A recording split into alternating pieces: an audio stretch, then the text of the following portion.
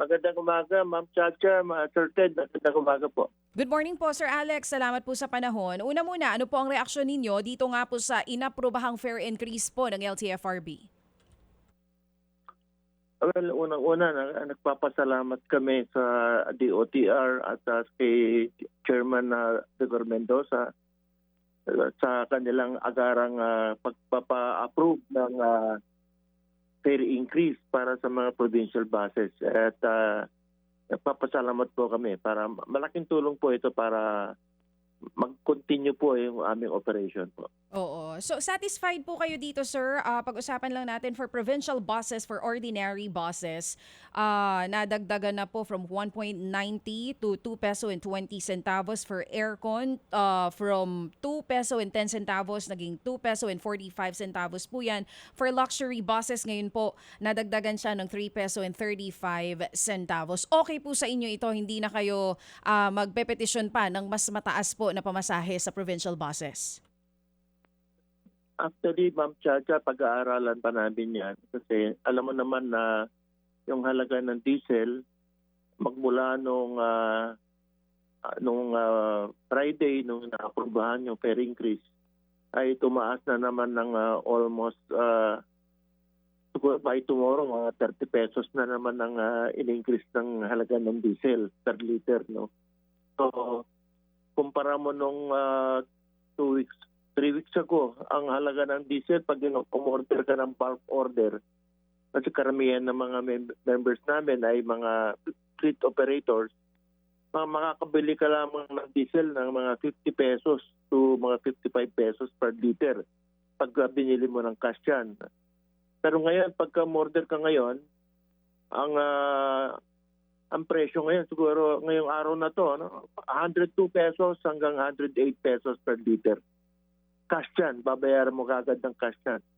Otherwise, wala kang delivery. Bulk order yan.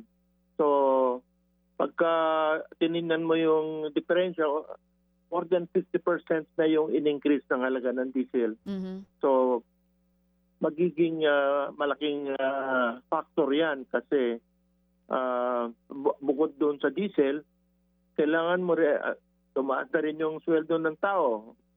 Yung road expenses natin, bukod sa diesel, sweldo ng tao, yung toll fee, tumaas na, at mga terminal fee. Ito yung mga road expenses na kailangan na pagandaan. At saka yung maintenance expenses mo, yung crudo, yung baterya, goma, para patuloy kang makapag-operate. Oo. Sir Alex, sabi niyo po masaya naman kayo sa naging taas pasahe pero pag-aaralan niyo po yung naging dagdag, before po ba itong increase na ito, hindi po ba may ugnayan na rin ng LTFRB sa members niyo po? Wala pong ganun para sa magiging taas pasahe? Hindi po ba dapat napag-aralan na nila ito rin ng maigi? Alam mo, Ma'am Chacha, yung aming petition ay November 2024 pa. So Ayun. more than 1 year ago. Oo. At tumaas na yung sweldo, 2 beses na tumaas ang sweldo ng tao kasi ang provincial bus kasi ang pasahod natin hindi naman base sa revenue lamang. So fixed rate plus performance based 'yan.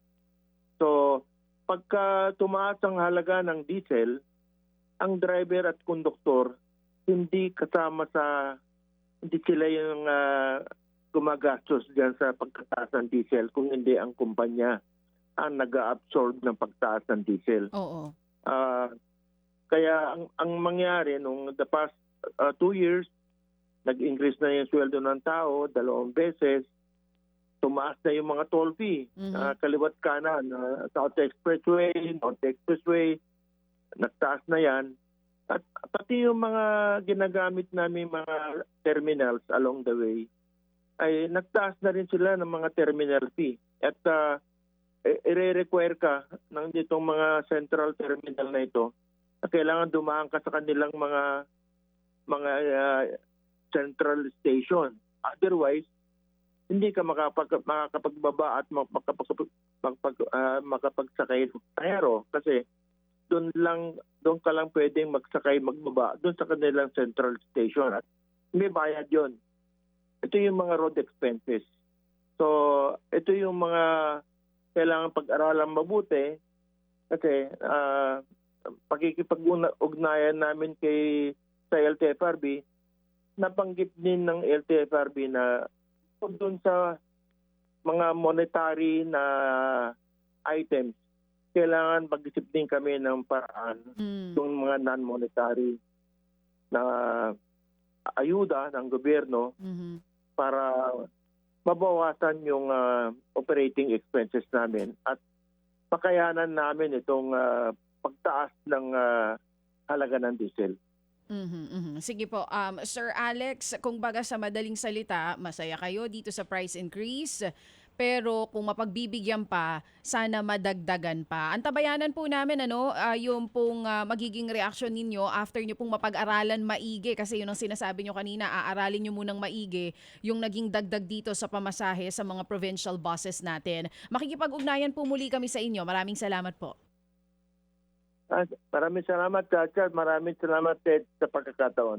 Mga kapatid, para sa iba pang mga balita at impormasyon, sundan niyo po kami sa X, Instagram, Facebook at syempre sa TikTok, True Network PH. Mag-subscribe din po kayo sa aming YouTube channel, True Network. May website din po tayo, truenetwork.ph. At pwede nyo rin po kaming mapanood sa Channel 19 ng aming True FM TV. Lagi pa rin makinig sa radyo dito po sa 105.9 True FM dahil dito, laging true sa'yo, kapatid. Ito tayo sa totoo, tunay at tapat.